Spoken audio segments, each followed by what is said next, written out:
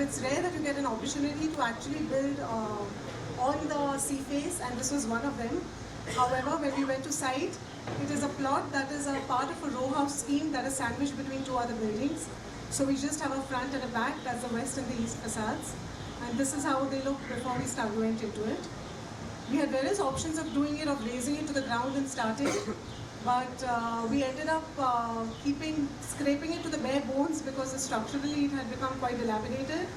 And then just kind of filling it, making extensions rather than, so it was the bare bones that we were basically working with and not completely redoing the house.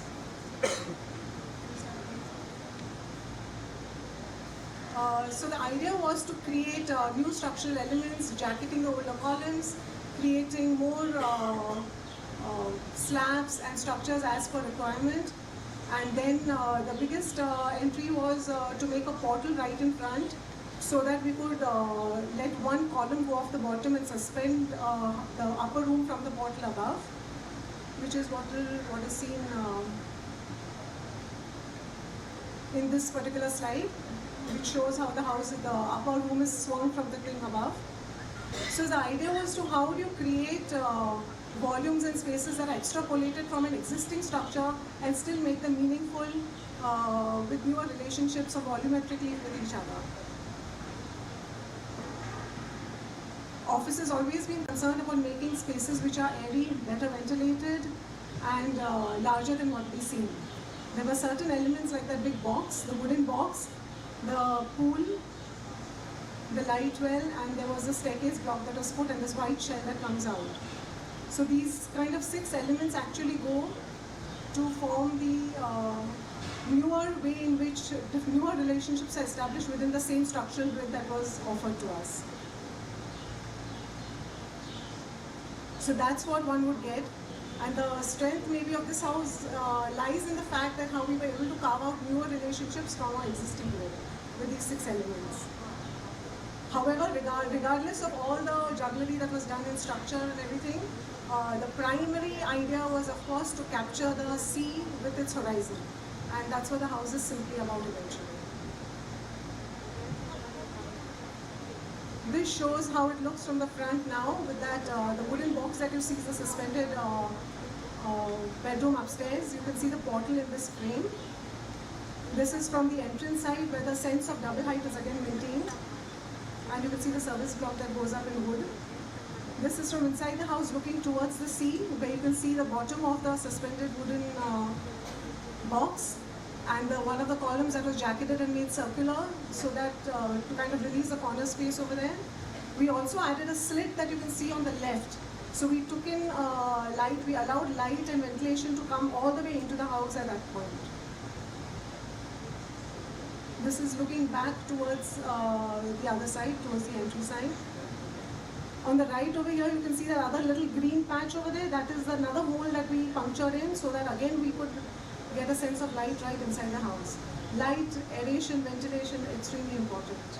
And also a sense of making a space feel way larger. Being in Bombay, that's always on our demand and wish list, that the houses should feel way larger than they actually, amount of area that they actually have.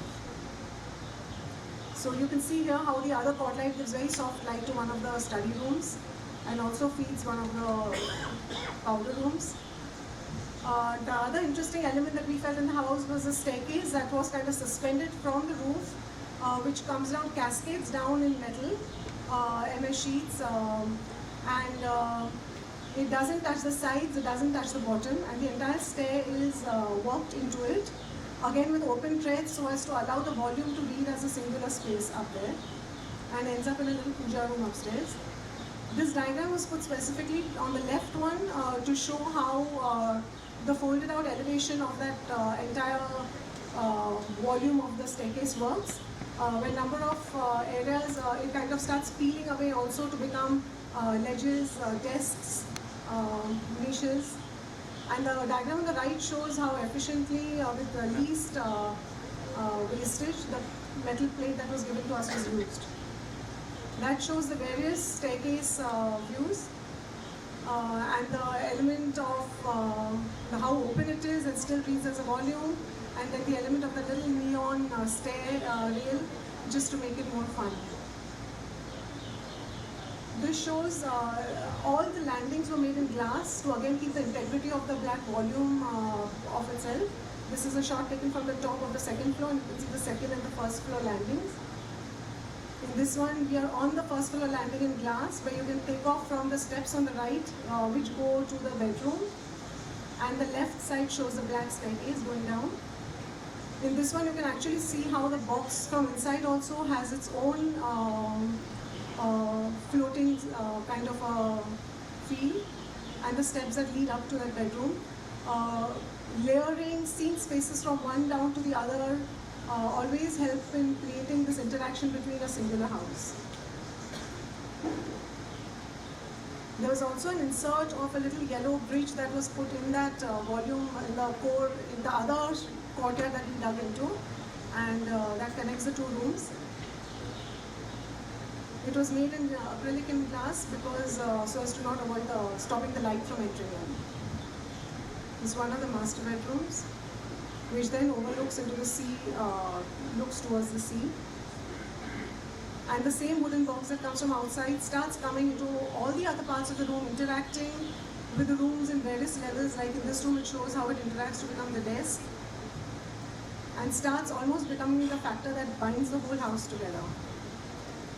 And this shows the pool, which is one of the last elements that was added in that slot, and that slot was then dragged all the way inside so as to provide light and ventilation into the depths of the house, with being a row house. This was an interesting post which was discovered on 16th of September, where they're using the house exactly how expected. They are at the top of that wooden box which acts as a deck, and they are enjoying the sunset in the horizon. Thank you. Thank you. So there's a lot packed into this house. Yes. And its key idea seems to be this box sitting up high. The wooden box, yes. Yeah. So what came first, the box or the structure to hold it up? The level of the box, as given by the structure before also, was about 5 feet above, 4 feet above the rest of the slabs. So it was already separating and allowing the living room to become a little larger, taller in height, which was nice. And then so to play on that box and to give it a little more space, we kind of extruded it outwards. But then that box had to be supported from bottom. But that was the exact L view which you get across to the sea. To remove that column from bottom, we then suspended the box on the top. And hence, to suspend the box, we had to do a portal that happened around. So what happened because of that?